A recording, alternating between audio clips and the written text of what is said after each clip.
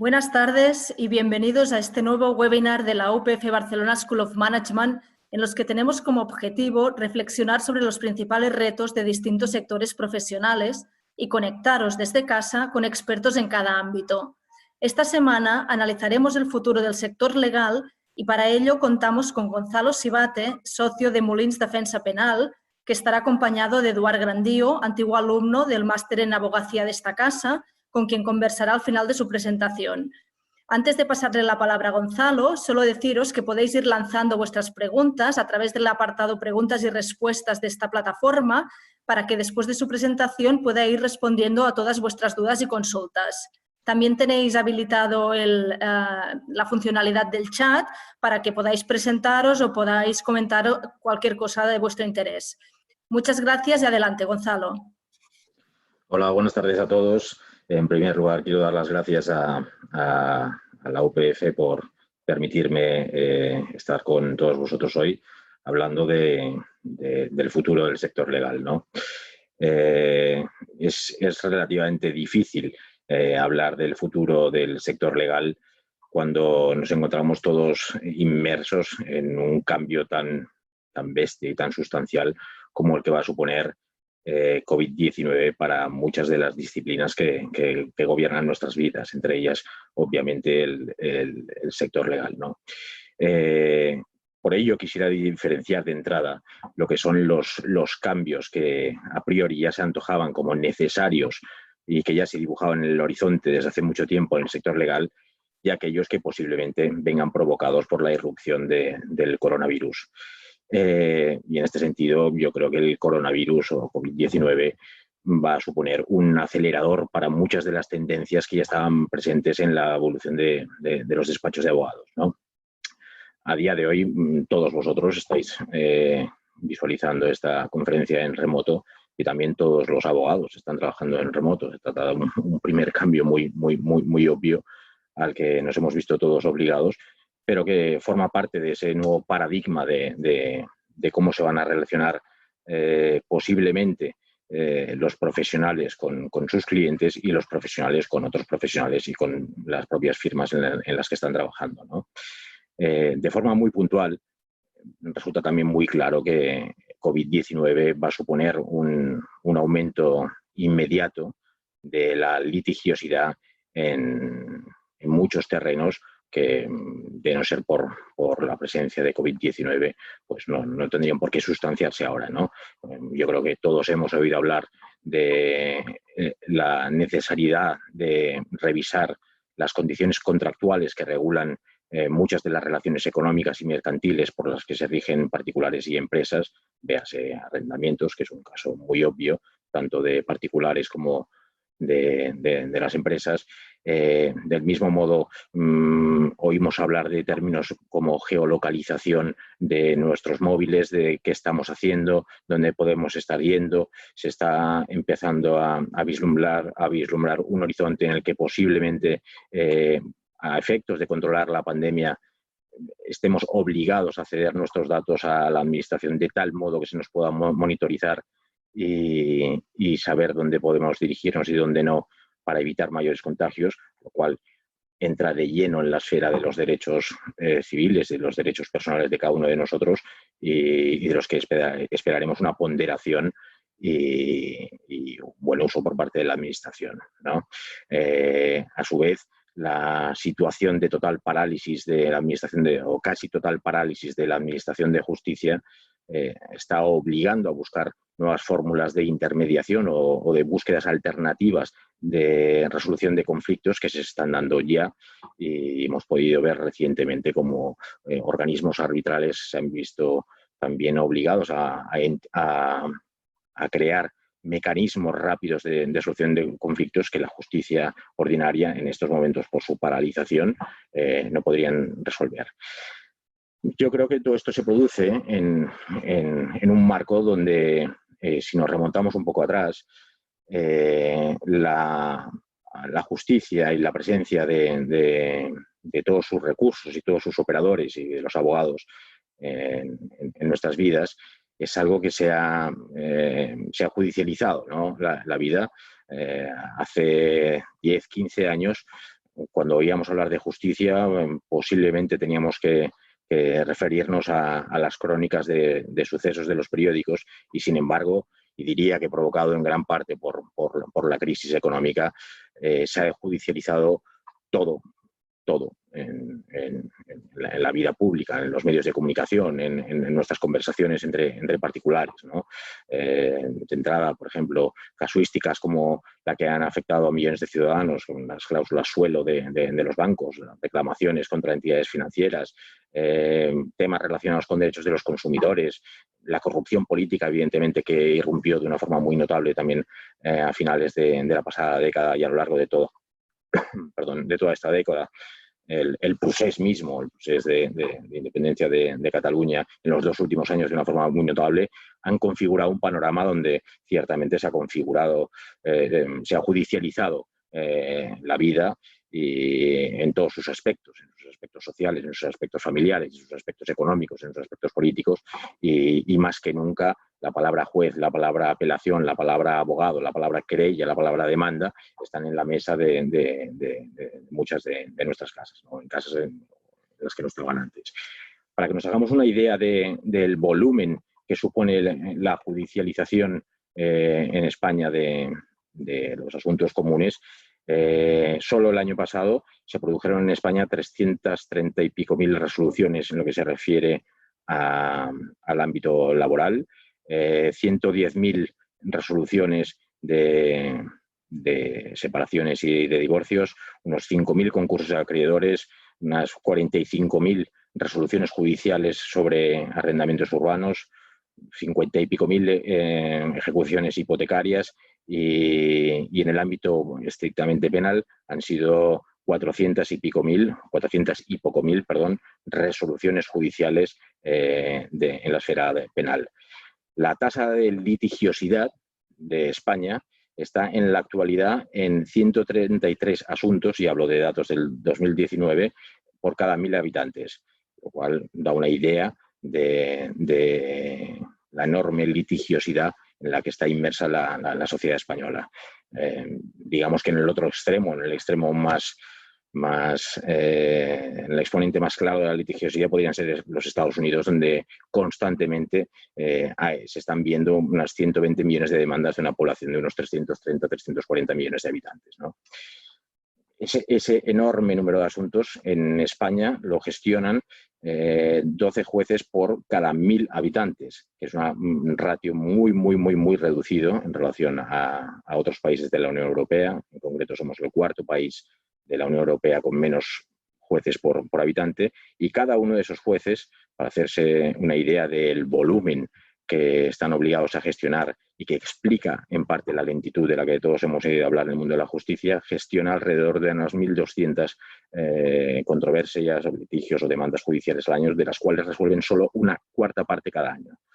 España es en estos momentos el 18º país en gasto per cápita por parte de la administración pública, la administración de justicia, gasto público, y destina entre un 0,3 y un 0,4% del PIB anual a la administración de justicia, cifras que palidecen en comparación con otros países. Por ejemplo, para que tengáis una referencia, Luxemburgo destina unos 200 euros por habitante a la administración de justicia, Alemania destina 150 euros por habitante a la administración de justicia, y en el caso de España se destinan 80 euros por habitante a la administración de justicia.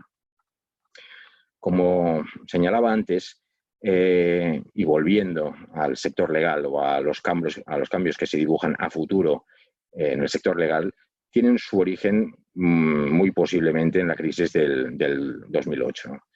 Ahí donde se ha podido interpretar, creo yo, equivocadamente, que el sector legal es uno de los grandes beneficiados de las crisis económicas. No es así. En 2008 lo que se produjo, de hecho, fue una canibalización notable en los precios de la prestación de los servicios jurídicos, una reducción de salarios del orden del 30-40%, ahí donde se había alcanzado el pico de la media salarial en los despachos de abogados en los años 2006 y 2007, una pérdida de disciplina de alto valor añadido, como son las fusiones y adquisiciones o las igualas en los departamentos de mercantiles de las empresas, y no todo ello quedó superado o compensado por el aumento de las causas laborales y sobre todo los procedimientos concursales. Al fin y al cabo, cuando se produce un aumento notable de los concursos de acreedores, antes he mencionado la cifra de 5.000 casos el año pasado en España, aun cuando se está hablando ya de los 50.000 concursos de acreedores que pueden llegar a presentarse este año cuando se levante el estado de alarma, no son cifras que permitan pensar que los despachos de abogados van a poder compensar sus cuentas de explotación con esa tipología de asuntos, ¿no? Porque al final todos queremos que nuestros clientes sigan vivos económicamente y puedan seguir conduciéndose con total normalidad en el tráfico mercantil, ¿no? ¿Qué otros motivos pueden haber supuesto un cambio sustancial en los despachos de abogados? Sin duda, y diría que el primero y el de mayor importancia es la digitalización. La digitalización en los despachos de abogados irrumpió de forma muy notable a partir del año 2010-2011. Quiero recordar que en ese entonces, y estoy hablando solo de una parte muy cosmética de la digitalización, como es las páginas web, no había ni un 5% de despachos de abogados que tuvieran páginas web. En la actualidad, el 40% de los despachos de abogados tienen página web. Estamos muy lejos todavía del ratio de otros países, pero ha habido un aumento notable. La digitalización se ha extendido sobre todo pues, a departamentos como son los de gestión documental, de acceso a la bibliografía, ahí donde antes estábamos obligados a buscar el libro, ahora con una tecla obtenemos una sentencia de cualquier año, de cualquier jurisdicción, y también se ha visto condicionada la evolución del sector legal por la llegada de nuevos competidores de otros países como consecuencia de la globalización, firmas extranjeras que irrumpen en España y competidores puramente tecnológicos. Hoy en día hay plataformas como Rocket Lawyers donde realmente estás compitiendo como despacho de abogados con una plataforma de la que forman parte personas que no están vinculadas a ninguna firma en concreto, sino que han decidido ofrecer sus servicios en abierto, en una suerte de supermercado jurídico a quien quiera acudir de forma legítima, obviamente, a ello, ¿no? Pues todo estoy dibujando una serie de hechos que han cambiado completamente el panorama de cómo se gestionan y cómo se rigen a día de hoy los despachos de abogados. A todo esto y en todo este proceso, y guiados siempre por la carencia de recursos que supuso de entrada de cara a los clientes la crisis económica y por la propia evolución y tipología de los clientes a lo largo de todos estos últimos años, ha habido un cambio notable de paradigma y ahí donde el cliente antes se dejaba guiar, se dejaba aconsejar, llegaba desnudo, virgen a la consulta de despacho de abogados, a día de hoy es un cliente informado, un cliente más formado. En el ámbito de las empresas o en el mundo empresarial hay carreras que no existían antes, como ADE, donde quien está al frente de un departamento de una empresa, es decir, quien acaba siendo tu interlocutor, tiene una formación jurídica muy similar a la tuya y además complementada con formación económica, con lo cual tiene muchos más recursos, lo que va muy bien para poder interpelar al abogado y para poder resolver todas sus dudas, pero coloca al abogado en la situación de tener que ser mucho más inteligible y tener que explicarse mucho mejor al cliente, ¿no? Ese cliente, el cliente fiel de toda la vida, el cliente tradicional, el cliente que se guiaba por el abogado de cabecera, es una figura también en extinción. El cliente, y lo decimos mucho en los despachos de abogados, es infiel, ¿no? Infiel en el sentido de que, obviamente, guiándose por su capacidad para buscar para otros abogados, para ilustrarse sobre aquellos temas que le competen, para dotarse de conocimientos que no necesariamente solo le puede aportar un abogado, busca a aquel abogado que sepa acompañarle, que entienda su negocio y al abogado que pueda competir en precio. En su momento o en su día, los precios que fijaban los despachos de abogados y que tienen su correlación en los minutarios de los colegios de abogados eran sagrados, por decirlo de algún modo. Hoy en día el cliente es rey también en eso, es decir, tiene un margen de negociación con el despacho de abogados que antes no tenía.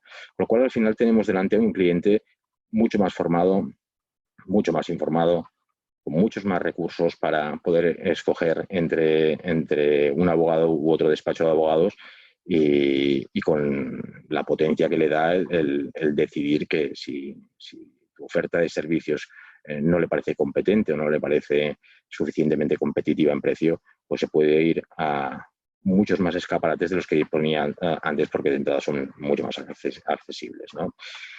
Se habla mucho incluso de que el abogado, el cliente hoy busca la experiencia de cliente, ¿no? La experiencia del consumidor con el despacho de abogados. Esta es una terminología que se utiliza con asiduidad en los despachos americanos, pero poco a poco la filosofía que subyace tras esa terminología acaba por confirmarse como cierta, ¿no? La tecnología también ha irrumpido de modo que, por ejemplo, recientemente McKinsey publicó un estudio en el que decía que hasta el 23% del trabajo que se realiza en los despachos de abogados los puede realizar una máquina. Todos hemos oído hablar de blockchain, todos hemos oído hablar de inteligencia artificial, pero los propios despachos de abogados son los primeros en apuntarse, ¿no?, a la evolución tecnológica que supone el disponer de ese tipo de herramientas para poder optimizar su tiempo, el de sus colaboradores, el de sus trabajadores y el de la propia estructura. Sorprendentemente, en España, en aquellas firmas que tienen un tamaño superior de 100 empleados, hasta un 10% de los despachos están utilizando en la actualidad. Digo sorprendentemente porque es una cifra que he podido cotejar hace muy poco y nunca hubiera dicho, ¿no?, que el 10% de las grandes firmas, que suponen solo un 5% del mercado legal español, utilizan ya blockchain y utilizan también inteligencia artificial. Como os decía, McKinsey ha determinado en un estudio muy reciente que hasta un 23% de las labores totales que se llevan a cabo en un despacho de abogados las puede realizar una máquina, ¿no? Evidentemente, ese tipo de trabajos carentes de componente humano requieren la introducción de datos en sistemas informáticos y en las herramientas de software, pero al final muchas labores de menor valor añadido podrán ser sustituidas por máquinas, ¿no? Lo mismo sucede con la optimización y el uso de las bases de datos de los despachos de abogados. O sea, a día de hoy son pocos los despachos que no disponen de una estructuración, sea con los medios tecnológicos más elementales o más obvios, como puede ser Outlook o Excel o PowerPoint o Exchange para la utilización de sus bases de datos, pero también son muchos, hasta un 30% de los despachos de abogados que a día de hoy utilizan ya CRMs diseñados de forma específica para el sector jurídico, de modo que todos podamos optimizar el uso de nuestras bases de datos, no ya solo para con clientes, sino para con colaboradores, para con proveedores también, ¿no? Hay, por ejemplo, nuevas apuestas que también suponen una competencia muy destacada para los despachos de abogados. Muy poco leíamos del desembarco en España de una firma americana, Axiom, que es para quienes no la conozcáis, es una plataforma que ofrece servicios jurídicos por parte de abogados que no están adscritos a ninguna firma, es decir, tú eres una empresa, tienes una necesidad puntual de un tema determinado y recurres a esta plataforma desde donde se te provee el servicio y no necesariamente bajo un contrato de prestación de servicios recurrente, ¿no? Vuelvo a la idea del supermercado jurídico. Pues esta plataforma de la que hablaba en concreto asesora en la actualidad a la mitad de las empresas del Fortune 100 de los Estados Unidos. Tal vez en temas de menor valor añadido, pero no deja de ser otra apuesta igualmente legítima por parte del sector legal e innovadora para la prestación de servicios desde cabeceras o desde marcas comerciales distintas a las conocidas en el uso tradicional de las marcas por parte de los despachos de abogados, ¿no? En los despachos españoles, a día de hoy, todo este debate sobre la tecnología, todo este debate sobre la irrupción de la inteligencia artificial, la apuesta de estas nuevas plataformas tecnológicas como las que he mencionado, pues genera reticencias, ¿no? Es un sector tradicionalmente conservador en todo el mundo y con más motivo en España, y de tal modo que a día de hoy, entre las firmas españolas, las grandes firmas españolas, en un 60% de los casos no existe la figura que sí existe en otros países de director de innovación, ¿no? Es una figura tan crítica como lo puede ser el director de recursos humanos, el director financiero del despacho o el director de marketing y comunicación, ¿no? En el caso concreto de los despachos españoles, que tienen una tipología muy diversa, pero donde se impone todavía que hasta el 32% del total de las firmas de nuestro país son sociedades unipersonales, pues de ese 32%, en un 80% de los casos ni siquiera se habla, ¿no?, de innovación en términos de evolución y de aplicación de nuevas tecnologías a la prestación de servicios legales.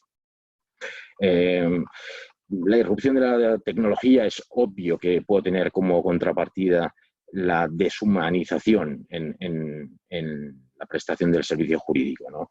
De siempre el abogado había sido visto como ese médico de cabecera en el terreno legal y la falta de interlocución, la distancia que puede generar el uso de las nuevas tecnologías, pues puede llegar a interpretarse como una deshumanización, ¿no?, de la relación abogado-cliente, cuando todo esto es superable vía la correcta utilización de esas herramientas, ¿no? Al final, el cliente lo que querrá es tener la certeza de que quien le está asesorando lo está haciendo desde un conocimiento personal y específico de su problemática y de que será una persona, que no una máquina, quien dará respuesta a sus necesidades y aquello que pueda requerir por parte de un profesional letrado, ¿no? Esto nos lleva al terreno de cómo se están relacionando las firmas de abogados con sus clientes, ¿no? Algunos llevamos muchos años hablando de marketing jurídico y una disciplina que era 100% desconocida, ¿no?, hace 10, 15 años. Y a día de hoy los despachos, pues como cualquier otra empresa, porque nunca debemos olvidar esta reflexión, los despachos de abogados somos empresas, nos guía obviamente la rentabilidad y a efectos de conseguir esa rentabilidad y la satisfacción del cliente, antes o después estamos obligados a utilizar técnicas de marketing que nos permitan no solo compararnos con la competencia y hacernos distintos o tener un sello diferencial en relación a otras firmas, sino a asegurarnos la fidelidad del cliente y la recurrencia en la consulta de asuntos futuros, ¿no? El marketing, a priori, cuando irrumpió en el sector jurídico, pues era percibido como ese gasto al que estábamos obligados, y quienes nos dedicamos a la promoción del marketing en los despachos de abogados hacemos de la idea de que el marketing jurídico no es una inversión y no un gasto, con una batalla principal, ¿no? Al final, volvemos a lo que señalaba antes, estamos obligados a poner en valor nuestras firmas, estamos obligados a palpar el sentir de nuestros clientes y a intentar garantizarles su satisfacción presente y futura, y estamos obligados a medirnos constantemente y a autorrevisarnos constantemente. Para ello disponemos de herramientas como las que utilizan, pues, empresas de producto y empresas de servicio, ¿no? No ya solo las encuestas de calidad que en muchos despachos de abogados se han consolidado cuando finalizan la gestión de cualquier asunto, sino en intentar trasladar constantemente al mercado en abierto y al mercado de target, ¿no? de objetivo puntual sectorial, ¿no? Las bondades de nuestras firmas, los valores que las impregnan y los medios de los que podemos llegar a disponer para conseguir la satisfacción del cliente y una rápida resolución de su asunto. En marketing jurídico hace 10, 15 años nadie hablaba os decía antes, ¿no? El reducidísimo número de despachos de abogados que tienen páginas web, pues atravesamos una primera etapa donde muchos despachos se dotaron de páginas web y ahora se ha impuesto, como se impone en el marketing de servicios de muchos sectores, el marketing de contenidos, ¿no? O sea, el intentar vender la calidad de nuestros profesionales, su conocimiento, su expertise en contenidos y contenidos y contenidos que lógicamente la utilización de redes sociales nos permite difundir con mucho más eco que antes. Eso ha exigido también por parte de todos los profesionales que trabajamos en despachos de abogados la asunción de muchos conceptos que van más allá de lo que eran las competencias clásicas del abogado. Hoy en día, en cualquier proceso de reclutamiento, en cualquier despacho de abogados, ya no se mira solo el componente académico y la capacidad técnica del candidato, ¿no? Cualquiera sea candidato a un despacho de abogados, entrar en un despacho de abogados o trabajador de un despacho de abogados, de algún modo se convierte en el abogado orquesta, ¿no? Que debe tocar todas las teclas, puramente jurídico-técnica, de su solvencia profesional, pero también se valora positivamente o se valora como algo imprescindible, diría, su involucración en su participación de las decisiones de gestión del despacho, en la aportación a la comunicación del despacho, sea desde sus perfiles personales, algo que antes no se hacía nunca, ¿no? Antes decías, bueno, remites un currículum a un despacho de abogados y ya se mira mi currículum, ¿no? Hoy en un despacho de abogados, cuando se contrata a alguien, nos guiamos todos y observamos lo que tiene cada uno en sus redes sociales, tanto si se trata de alguien que acaba de finalizar la carrera y se ha colegiado, como de alguien que lleva ya años en ejercicio, ¿no? No dejamos de observar qué hace en LinkedIn, qué ha publicado aquí, qué ha publicado allá. No tenemos ninguna dificultad en acceder a ese tipo de información, ¿no? Entonces, también a efectos promocionales desde dentro de un despacho se intenta potenciar que quienes forman parte de él sean capaces de contribuir con su conocimiento y con sus propias herramientas personales a la difusión de la marca del despacho, de la filosofía del despacho, de los valores del despacho, del conocimiento del despacho, ¿no? Otro aspecto importantísimo que también le es exigible y cada vez más, ya no quiero ni pensar en un contexto de crisis económica como la que se avecina, que se exige a todos a los trabajadores y a los abogados en los despachos, su capacidad comercial, ¿no? La empatía comercial, la búsqueda de nuevos clientes, el incrementar el cross-selling, ¿no? La venta cruzada de productos en aquellos despachos que tienen un carácter multidisciplinar. Pero ese es un aspecto que tradicionalmente siempre se ha sido renuente por parte de los abogados. Tengo que ir a buscar el dinero. Pues sí, hay que ir a buscar el dinero, hay que vender como se vende cualquier otro tipo de producto y uno debe utilizar pues cuantas herramientas disponga para que la venta de servicios jurídicos forme parte del día a día del mismo modo y con la misma importancia, diría, que la puramente técnica, procesal, académica, ¿no? Es un aspecto crítico. Dicho en otras palabras, grandes firmas de abogados, difícilmente se accede al escalafón de socio si uno no es capaz de aportar una cantidad X, depende obviamente del tamaño del despacho, y en pequeñas firmas o en firmas medianas, esa parte de crematística comercial es de la misma importancia, ¿no? Porque al final, vuelvo a insistir, los despachos son empresas. se han generado departamentos disciplinares de recursos humanos, de marketing y comunicación, de desarrollo de negocio, de gestión documental, de departamentos financieros. El abogado tradicionalmente no miraba la caja, no tenía necesidad de mantener un control de caja como sí está obligado a mantener hoy en día, ¿no? A recurrir a pólizas de financiación, incluso han irrumpido en el mercado fondos de litigación también de Estados Unidos, pero que empiezan a entrar en España en causas colectivas. Es decir, que a día de hoy la profesión de abogado se ha convertido en ese abogado orquesta que tiene que tener ojos, no ya solo en el expediente concreto, que sin duda es el centro de la vida del abogado y la atención al cliente, pero también en todas las disciplinas que rodean la actividad de un despacho. Yo creo que poco más puedo añadir y me someto a vuestras preguntas. Hola Gonzalo, pues muchas gracias por tu presentación. Para ir empezando con el debate del webinar, me gustaría preguntarte acerca de las diferencias entre el sector público y el sector privado. Me explico.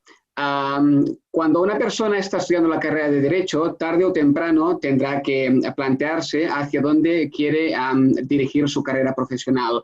Por un lado, hay el sector público, que exige pasar pues, las oposiciones correspondientes que al final acaban constituyendo un gran reto a nivel profesional, y por otro hay el sector privado.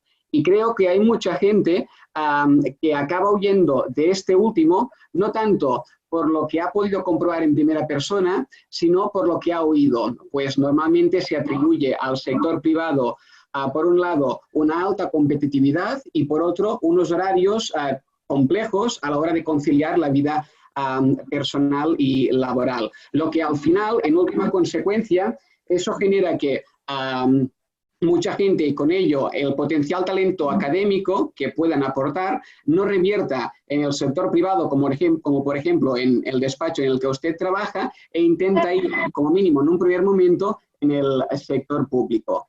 Entonces, en este contexto, ¿usted comparte este escenario o piensa que es una verdad cansada típica del pasado?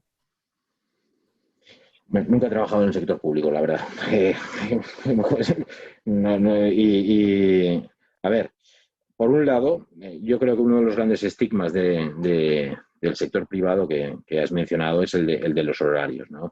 Y en eso, y en línea un poco con lo que he dicho antes, los despachos han evolucionado mucho. O sea, del mismo modo que han evolucionado en el ámbito del marketing, que han evolucionado en el ámbito de la financiación, en el ámbito de la implementación de las nuevas tecnologías, también lo han hecho en el terreno de los recursos humanos, hasta el punto de que hoy yo creo que los despachos de abogados de determinado tamaño, un tamaño mediano diría, disponen de personas que tienen entre sus competencias la gestión de los recursos humanos y lógicamente, uno de los ámbitos de actuación en los que más inciden es en esa conciliación entre la vida personal y la vida profesional, ¿no?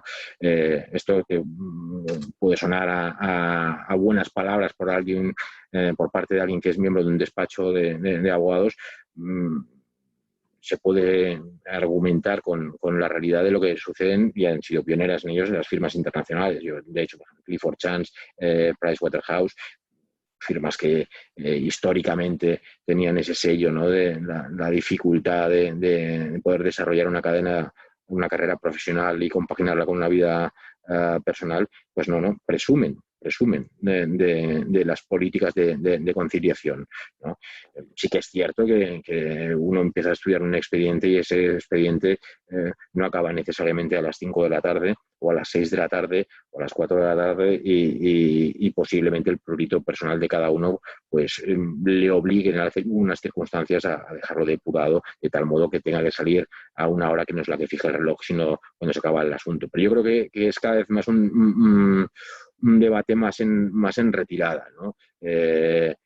Quienes estamos en despachos profesionales potenciamos mucho al final el que la gente pueda disfrutar, porque lo que está muy claro es que de su vida personal, quiero decir, el bienestar de la persona, el poner a la persona en el centro también de la organización, cosa que se ha hecho de toda la vida en las empresas, también se hace en los despachos de abogados. Creemos que revierte de forma muy positiva en la gestión del expediente X y en la gestión del cliente, ¿no? En cuanto a la remuneración, pues depende, es el debate de siempre, ¿no? Es decir, quien oposita cree ver garantizada de por vida una retribución, en un despacho de abogados a lo mejor está más sujeta a la competencia, pero eso sucede en el sector legal y sucede en cualquier otra actividad económica de la esfera privada, ¿no?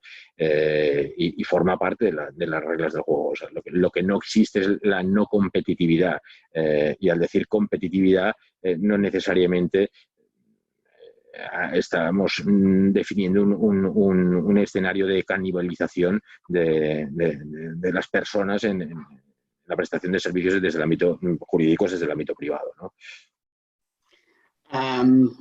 Por otro lado, y vinculado con la pregunta que acabo de hacer, y de hecho usted ya lo ha comentado antes, es decir, en relación con la importancia de la digitalización y las nuevas tecnologías en el sector privado, o en el sector legal concretamente, actualmente se ha puesto mucho de relieve, pues debido a la necesidad de teletrabajar, debido a la crisis del coronavirus. La digitalización, que antes era incipiente y que se había traducido en cambios paulatinos, como por ejemplo, creo que el cambio más significativo a nivel histórico fue la desaparición de los repertorios de Aranzadi, que constituían los libros que estaban en los despachos y que ahora han sido sustituidos por los portales web. Pues bueno, esto fue un cambio incipiente y ahora las nuevas tecnologías han venido para quedarse en el sentido del teletrabajo.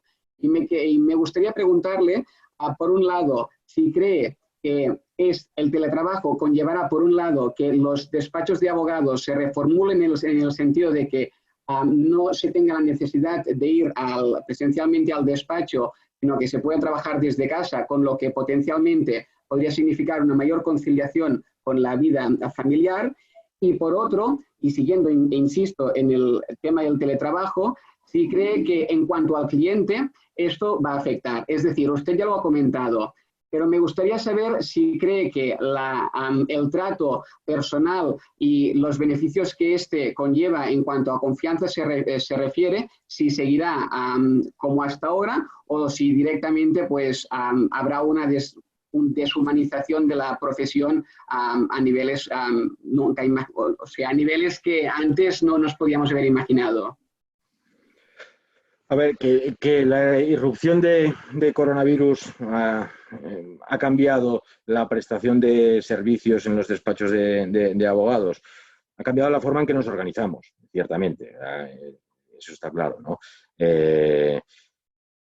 Pero tampoco creo que vaya a suponer un cambio sustancial. Que a partir de ahora todos tengamos un ámbito de actuación en el que posiblemente no sea necesario acudir todos los días y a todas horas al despacho, sí. Que puede suponer una reconfiguración incluso de la disposición física de cómo operan los despachos de abogados, pues también, ¿no? Porque estamos acostumbrados a la tradición de ir a nuestro puesto de trabajo y tenemos una serie de metros cuadrados asignados a cada uno de nosotros, y que sí, es posible, ¿no? Que los despachos de abogados, pues a partir de ahora, visto que se puede seguir haciendo muchas de las cosas que hacemos en remoto, tengamos que cambiar el tipo de infraestructuras que utilizamos. En lo que se refiere a la deshumanización, lo que deshumanizaría de forma total, digamos, la relación abogado-cliente sería que tú tuvieras una necesidad o un problema o no sé,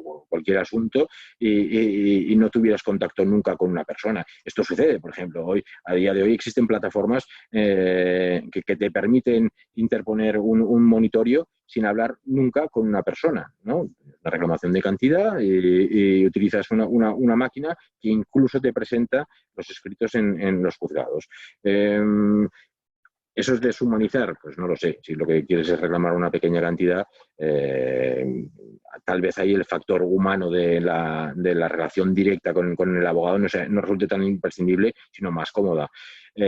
Pero sigo pensando que del mismo modo que estableciendo un paralelismo con los médicos, que tú ahora mismo desde casa, tomando como referencia también COVID-19, pues puedes autoevaluarte en una serie de cosas. Si al final lo que necesitas es un médico, tendrás a un médico y será quien satisfará tus preocupaciones o tus dudas. Y lo mismo un abogado. No creo que al final el que hayamos implementado herramientas que nos permitan trabajar con más velocidad y que no requieran la presencia física no nos aboca a un escenario de deshumanización, porque al final el factor humano del contacto abogado-cliente seguirá siendo crítico en la inmensa mayoría de los pleitos y de aquellos temas que tengan relevancia procesal o no, pero sí jurídica. Por otro lado, y ya pasando a las preguntas que nos mandan nuestros espectadores, Yolanda González Silva nos pregunta que ¿cómo crees que se va a desarrollar la relación entre los despachos de abogados y los abogados in-house? Y por otro lado, le gustaría saber si el proceso de promoción que se sigue para captar al abogado in-house es el mismo que para captar a una empresa cuando el interlocutor en la contratación no es el in-house. A ver, lo que se refiere yo creo que en la evolución de la profesión de abogado, en el caso concreto de los abogados in-house,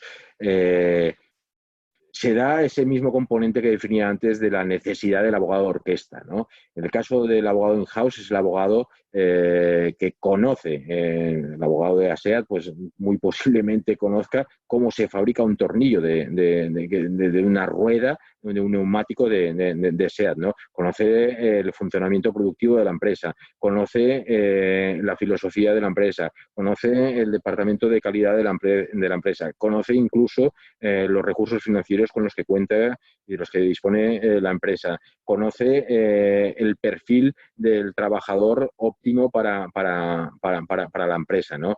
Es decir, de una forma interna, se impregna más de toda la estructura empresarial y deja de ser esa figura del abogado in-house que casi un extraterrestre dentro de la empresa que estaba solo para atender determinado tipo de contingencias o de litigios o de operaciones societarias, pero alejado de lo que era la filosofía y los principios de la empresa. Y en ese sentido yo creo que los abogados in-house son también esa figura flexible, orquesta, que señalaba antes, que cada vez se ha impregnado más de cómo es su casa para la que trabaja, ¿no? En todos los aspectos. Por otro lado, en cuanto al proceso de innovación al que usted ha hecho referencia antes, a Laura Torrubiano le gustaría saber, por un lado, ¿qué podemos hacer los abogados individuales y los despachos pequeños para no quedarnos atrás en innovación? Y por otro, ¿cuál puede ser el valor añadido para competir con los grandes despachos o con firmas disruptivas como Axiom? Es una muy buena pregunta, una excelente pregunta. Mira, en España hay 250.000 abogados, para que todo el mundo tenga una referencia, de los cuales 154.000 en concreto ejercen. Eso significa un enorme número de abogados. Y también creo que haber mencionado antes que España es uno de los países con más abogados per cápita de Europa, en concreto 300, creo que son 300 abogados por cada 100.000 habitantes, lo cual es una cifra muy, muy notoria. El 32% de los despachos españoles, respondiendo a tu pregunta, son despachos unipersonales, el 32%, es decir, muchísimo.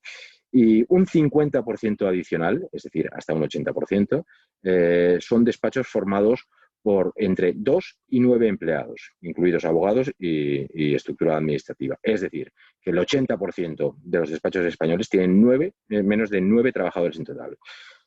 Esos despachos obligados a competir, y en respuesta a tu pregunta, no tienen más remedio que buscar el sello distintivo del que hablaba antes cuando hacía consideraciones sobre el marketing. Ahí donde decía que hace muchísimos años no tenían ni página web, pues ahora sí, ahora están obligados a distinguirse a través de marketing de contenidos, a través de sus blogs, a través de esa característica que se le exige ya a cualquier abogado, entre una firma grande o pequeña, creo haberlo señalado, ¿no? De comercial. Tenemos que quitarnos un poco la careta de decir, oye, yo vender, no. Entras a trabajar en una firma pequeña, de las firmas pequeñas de las que hablábamos, hasta ese 80% del tejido de los despachos de abogados de España y ponerse el mono comercial. Y el ponerse el mono comercial no ya en las relaciones públicas a las que todos tenemos acceso, sino en la promoción, que a día de hoy, y esa es la ventana más asequible por los recursos económicos de los que disponen las firmas pequeñas, es Internet, que es blogs, la utilización de LinkedIn, de las redes sociales, es la única herramienta, ¿no? ¿Con eso tienes garantía de éxito? No, desde luego que no. Pero si no las utilizas, si no utilizas todas esas herramientas, muy posiblemente te veas más abocado al fracaso empresarial, entre comillas, pero que otros despachos que sí las utilizan, ¿no?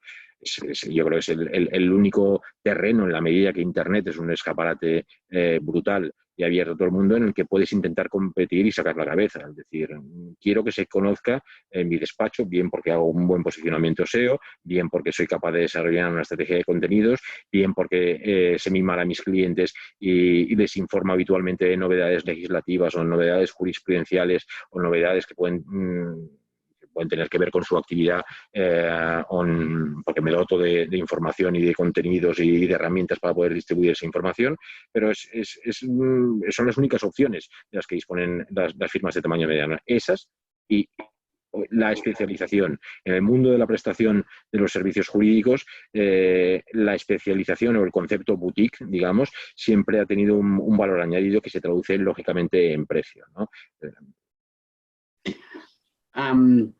Por otro lado, a Yolanda González Silva le gustaría saber el papel que pueden jugar las escuelas de negocio en la formación de abogados para hacerlos más atractivos en su mercado.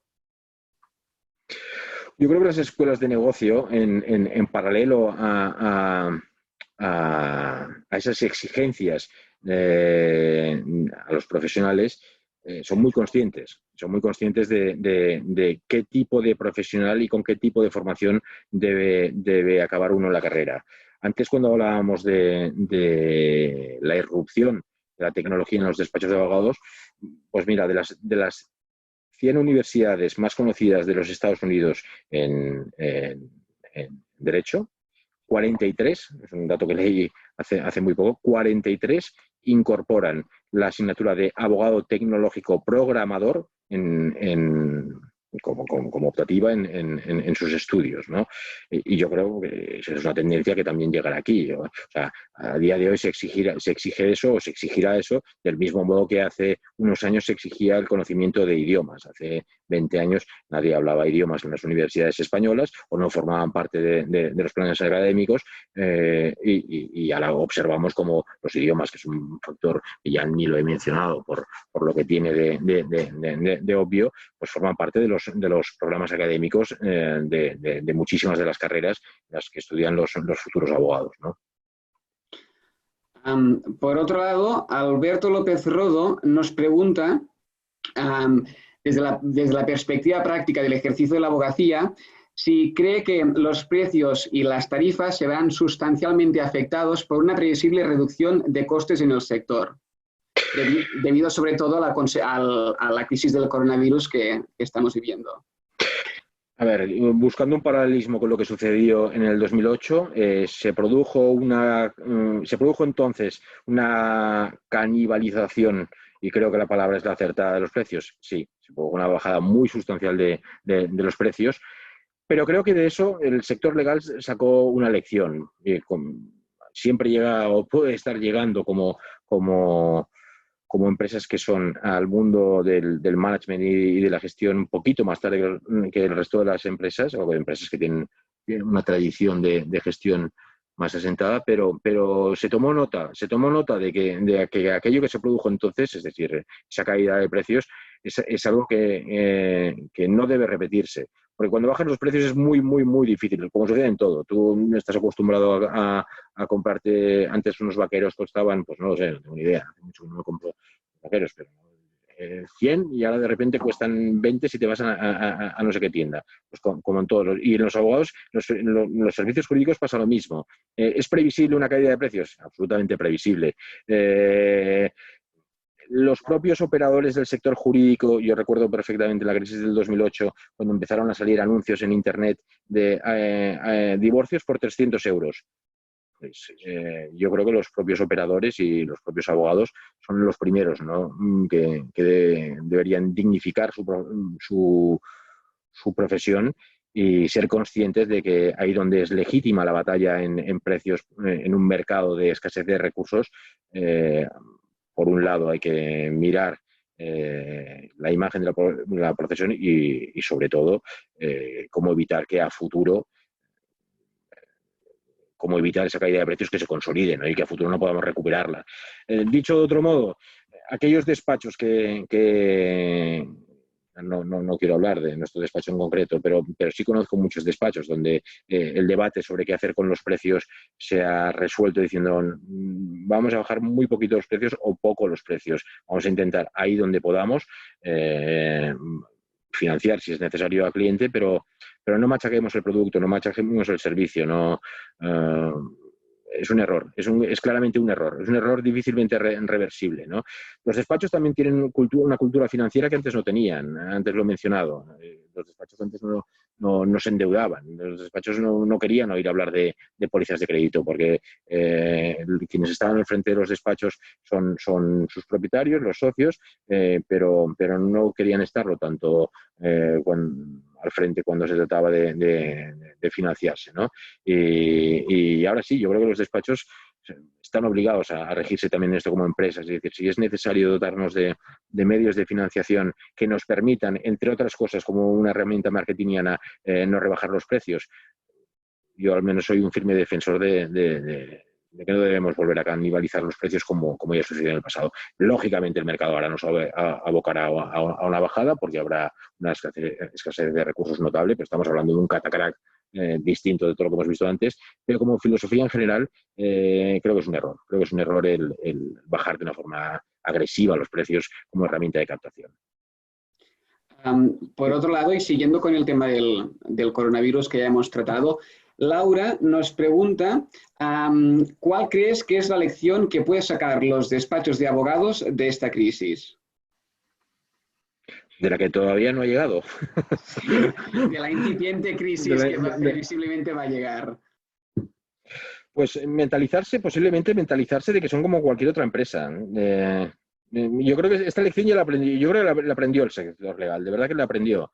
El sector legal en el año 2008 le cogió exactamente igual que le cogió al mercado inmobiliario, ¿no? Con superestructuras, con una situación donde era relativamente fácil pescar en el mercado, pescar, dicho sea con todo respeto, conseguir asuntos en el mercado y se tuvo que enfrentar a las mismas castañas a las que se enfrentó el sector inmobiliario, ¿no? Por establecer algún tipo de paralelismo. Yo creo que de ahí se aprendió. Yo creo que no hemos vuelto al mismo régimen de hiperinflación de salarios, cosa que se produjo entonces. Creo que tampoco hemos vuelto al régimen de superestructuras como las que se produjeron entonces, es decir, exceso de capacidad productiva, entre comillas, de sobrecontratación, y creo que afronta el futuro en mejores condiciones que en el pasado. Las lecciones que puede aprender a partir de ahora, pues yo creo que ya están escritas desde ese entonces, ¿no? Es decir, oye, la ponderación, el sentido común, no sé, creo que estamos en una situación mucho mejor de lo que estábamos entonces para afrontar la crisis y bueno, pero vuelvo a insistir, creo que no deberíamos entrar en una guerra que al final reduzca la imagen de calidad de nuestro producto y el precio que suele corresponderle a ese producto o a ese servicio. Por otro lado, Ignacio Puig nos pregunta que ¿cree que existe una tendencia a la autonomía en el ejercicio del abogado de despacho? Esta es otra constante en la evolución de los despachos, o sea, la desjerarquización de las estructuras, ¿no? Los despachos tenían tradicionalmente una estructura jerárquica muy clara, paternalista en muchos casos, en la medida que, como he señalado antes, se trata de estructuras muy pequeñas, y cada vez más se dotan y se busca una mayor autonomía por parte de los operadores y de los abogados que trabajan en las firmas, ¿no? Es más, esa proactividad, esa búsqueda de qué puedo aportar yo a la firma, forma parte de la filosofía de lo que cada día está más y más presente en los despachos de abogados. Creo que se ha producido una desjerarquización muy clara en el concepto de la relación interna dentro de los despachos de abogados, ¿no? Y que quien ostenta posiciones de mayor responsabilidad no es tan renuente como podía ser antes a las aportaciones y a la proactividad por parte de quienes vienen subiendo. Pues a Ignacio Puig al mismo tiempo también le gustaría saber, y ya con esto terminaríamos las preguntas del chat, ¿qué opinas de las estructuras incipientes de despachos de abogados estilo Axiom y Ámbar? O sea, este tema ya lo hemos tratado, pero si le gustaría añadir alguna cosa más al respecto. No, o sea, evidentemente, pues es que son apuestas que responden a la evolución del mundo en el que vivimos, ¿no? Es algo que Axiom es un caso muy claro, lo permite, es algo que permite la ley, es algo que permite la tecnología. Se puede ser más o menos renuente y tener alguna duda generada por esa falta de la relación previa que tú puedas tener con tu actual cliente en relación a estas firmas, ¿no? Que no tendrán un background de conocimiento del cliente, ni de sus necesidades pretéritas, ni de su forma de gobernarse, pero al final siguen siendo una apuesta legítima. Es decir, ese concepto del... y no lo digo en tono peyorativo, del supermercado jurídico de ahí donde yo soy el director de asesoría jurídica de la empresa X y lo que necesito es un despacho que me resuelva un ERTE puntual para X trabajadores o para lo que fuere y recurro a ese supermercado jurídico donde no sé quién me va a acabar prestando el servicio con nombre y apellidos y simplemente acudo a esa plataforma porque lo que me garantizan es un precio más reducido y supuestamente una apuesta muy clara por la tecnología que va hacia el que todo sea mucho más ágil. Tendrá sus pros y sus contras, pero es legítimo, forma parte de tal, y al final son herramientas que en aquellos despachos que puedan tener una vis más tradicional o una cara más tradicional, también acabarán siendo incorporadas para una parte de aquellos asuntos del despacho o de un expediente en concreto que no requieren necesariamente la presencia de una persona, ¿no? Es decir, al final creo que será en provecho de todos, ¿no? Sea porque a día de hoy tendremos una apuesta comercial muy agresiva y muy clara y que nos costará entender y después nos daremos cuenta que esa apuesta comercial de esos despachos que no tienen caras conocidas por parte del cliente de forma previa antes, pues en realidad son tecnologías que nos benefician a todos, ¿no? Y si al final acaban beneficiando al cliente, las acabaremos utilizando todos, ¿no? Pues se nos acaba el tiempo, ya no quedan más preguntas por responder. Solo me gustaría añadir por mi parte, y con esto concluyo mi intervención, que ha sido un webinar muy interesante y que, por otro lado, y a pesar de la grave crisis del coronavirus que estamos sufriendo, el jueves sigue siendo San Jordi y con ello el Día Internacional del Libro, de modo que me permito recomendarles dos de índole jurídica. Por un lado, la novela judicial El encargo de Javier Melero, una excelente novela que incluso ha sido alabada por el mismo Mario Vargas Llosa, y por otro, El arte del derecho de Mercedes Cabrera, acerca de la biografía de Rodrigo Uría, quien sin duda fue uno de los transformadores más importantes de la abogacía española de los últimos tiempos, y que me parecen ambos muy oportunos. Y muchas gracias por la oportunidad y por mi parte esto es todo. Muchas gracias. Muchas gracias a Eduard por tu colaboración en esta sesión. Muchas gracias, Gonzalo, por compartir tu enriquecedora visión sobre el futuro del sector legal y también muchas gracias a todos los que habéis seguido en directo esta sesión. En breve dispondréis del vídeo a través de nuestra página web bsm.upf.edu. Además, también comentaros que si queréis profundizar más en el ámbito legal, podéis consultar toda nuestra oferta de cursos y posgrados a través también de nuestra web. Y ya por último, comentar que este jueves, día 23, día de Sant Jordi, como decía Eduard, a las 10 de la mañana analizaremos el futuro de la gestión cultural con Jorge Carrión, director del Máster de Creación Literaria de nuestra casa, y Pepe Zapata, antiguo alumno MBA y director del 3T Comunitat de Cultura. Si os interesa el tema, os esperamos y os animamos a seguir toda nuestra actividad. Muchas gracias y hasta pronto. Gracias. Un placer.